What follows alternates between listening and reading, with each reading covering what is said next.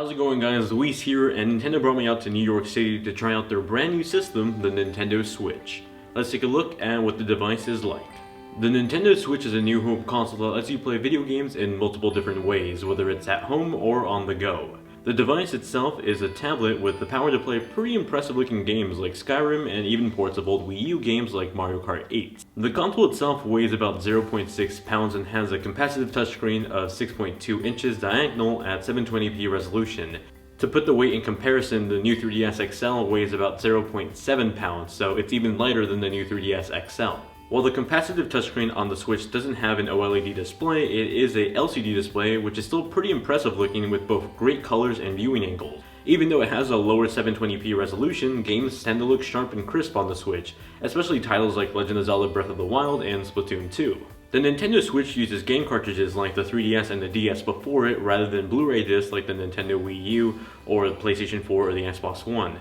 This actually helps games load faster on the Nintendo Switch, meaning that load times between something like Zelda Breath of the Wild on the Wii U and Zelda Breath of the Wild on the Switch are actually faster on the Nintendo Switch. You can also download games into the internal 32GB of storage on the Nintendo Switch, or expand the storage with microSD cards that can go up to 2TB if you can even afford a card that big. The Nintendo Switch is also the first region-free console from Nintendo, meaning that if you buy a Switch here in North America, you're free to import games that come out in Japan a month ahead of time and play them on your Switch a month early in North America. For ports, the Switch has a headphone jack and a USB-C port that is used to charge the system and dock it as well. For wireless communications and Wi-Fi, the Switch uses 802.11 Wi-Fi that supports 5GHz Wi-Fi networks. You can connect up to 8 Switches locally to play with friends, and that can be further expanded in theory, as each Switch can support up to 4 Joi Con controllers on one Switch. Now, as I mentioned earlier, the Switch's main feature or unique attribute compared to other consoles is the many ways you get to play the system. The first way is the portable or handheld way.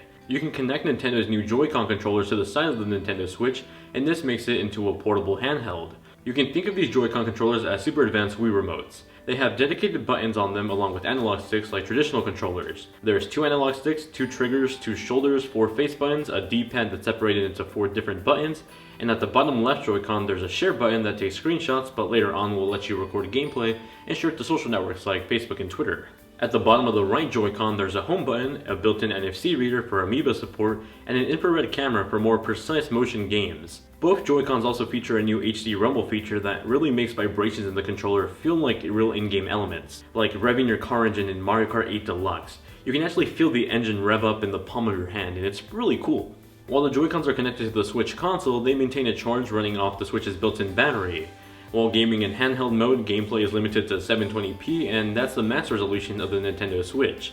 The battery life of the Switch is also a maximum of 6 hours total, but when gaming modern heavy load games like Breath of the Wild, you can expect that number to drop down to 2.5 to 3 hours, and you can also expect it to increase if you're playing more low-end tier games like Sonic Mania, for example. The next way to play is the Tabletop Mode. This is where you pull out the kickstand on the back of the Nintendo Switch and play with your choice of controllers. You can use a single Joy-Con to act like an NES controller, you can use 2 Joy-Cons in sync, perfect for laid-back gaming, and they last a total of 20 hours on a full charge. On the opposite end, you can use a Joy-Con grip to turn both Joy-Cons into a traditional controller. The grip doesn't have a built-in battery, but it does add a USB-C port that lets you charge Joy-Con controllers at once. You can sync more than 2 Joy-Cons to the Nintendo Switch while in tabletop mode by simply snapping more Joy-Cons into the Switch and then removing them. So syncing controllers is actually pretty simple. You can also sync the Switch Pro controller if you want to use it in tabletop mode. This controller is a traditional controller setup, but it also has a built-in gyroscope, perfect for playing games like Splatoon 2 while in tabletop mode. As far as the ports on it go, it has a USB-C port for charging, but sadly no headphone jack. The final way to play is the TV mode with the Nintendo Switch dock. In this playstyle, you dock the Nintendo Switch into a dock that charges the system but also has it connected to a TV on a bigger screen. While in TV mode, you can play the Switch with 2 Joy-Con controllers with or without the grip, a single Joy-Con controller, or a Switch Pro controller. When connected to the dock, the Switch can output gameplay up to 1080p. The dock itself doesn't give the Switch more power, but since it's plugged into a display that's higher resolution than the device's 720p resolution, it can support a higher resolution that maxes out at 1080p. In theory, these ports can also support external hard drive devices with your Switch, but Nintendo has yet to activate this feature as they think it takes away from the portable nature of the Nintendo Switch. Now let's talk about the most important thing, the games, or the software. The Nintendo Switch is currently looking like the Nintendo 3DS did at launch, in the sense that it doesn't have a strong launch lineup, but it definitely has a good year of games planned out. At launch, there's a few games confirmed so far. 1-2 Switch, Skylanders Imaginators, Just Dance 2017, Legend of Zelda Breath of the Wild, and in that same month, but probably not the same day, we have Super Bomberman R. Other games coming out in 2017 include ARMS, Splatoon 2, Mario Kart 8 Deluxe, Skyrim, FIFA, NBA 2K18, and Super Mario Odyssey. At the Nintendo Switch event, I got to play a few of these launch titles as well as titles coming out later in the year like Mario Kart 8 Deluxe, and here's what I thought about what I got to play. 1-2 Switch is a motion control minigame collection that shows off the new HD Rumble feature inside the Joi Con controllers. One minigame has you roll your Joi Con controller in your hand while you feel vibrations that feel like marbles rolling inside of a box. You're supposed to guess the number of marbles within the Joi Con controller against an opponent. Another game had you in a western shootout at high noon, a game of precise timing during a shootout. The last minigame had you milk a virtual cow and, the footage speaks for itself. There really isn't anything else to describe about it. Probably not the best way to spend $50 for your Nintendo Switch, but definitely something that shows off the cool tech in the Joy-Con controllers. Sonic Mania is another game I got to play. It's essentially the modern take of a classic Sonic game with the same 2D sprite art style of Sonic 1 through CD. On the Switch, it plays really well, especially in portable mode. Despite the Switch only having a 720p resolution, things on the display look incredibly sharp, so games that use sprites like Sonic Mania and Ultra Street Fighter 2 look really great on it. Splatoon 2 is the sequel to Splatoon on the Nintendo Wii U, and while the gameplay formula is still essentially the same as the original, a bunch of new features were added to the sequel.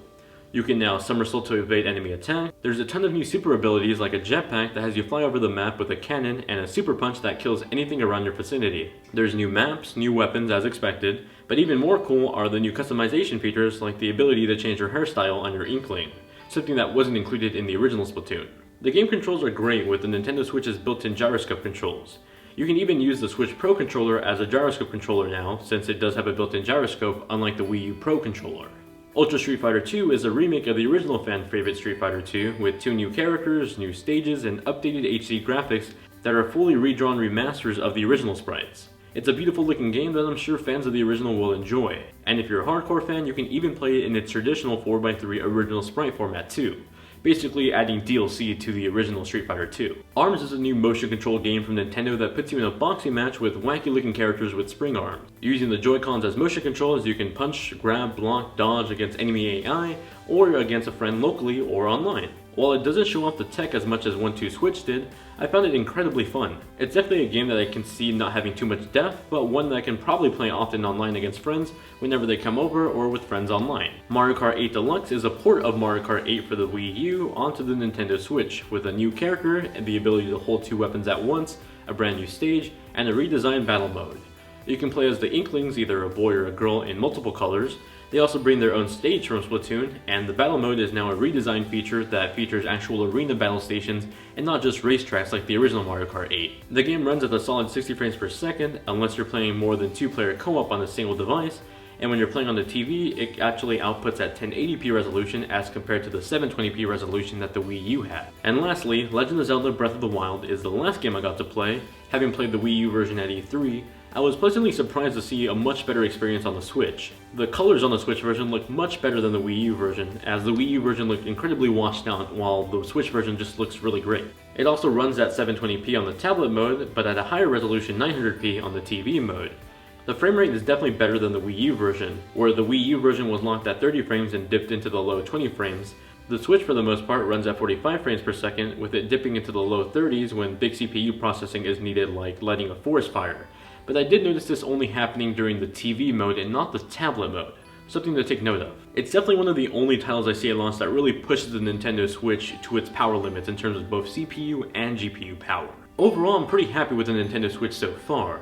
It's definitely not a powerhouse like the Xbox One or the PS4, but the fact that it's a comfortable and portable design console that can play pretty impressive looking games like Legend of Zelda Breath of the Wild and Mario Kart 8 Deluxe, I don't really think it's fair to compare the Switch to other consoles in the same price category, as the two are completely two different products. Sure, the Nintendo Switch isn't winning any tech awards for the powerhouse this year, but when's the last time you've been able to fit an Xbox One or PS4 in your pocket or play it on the train in your hand? Let me know what you guys think of the Nintendo Switch in the comment section below. Did you pre-order one? Are you going to pre-order one? Are you getting it at launch, at the end of the year, or just not getting one at all? Let me know in the comment section below.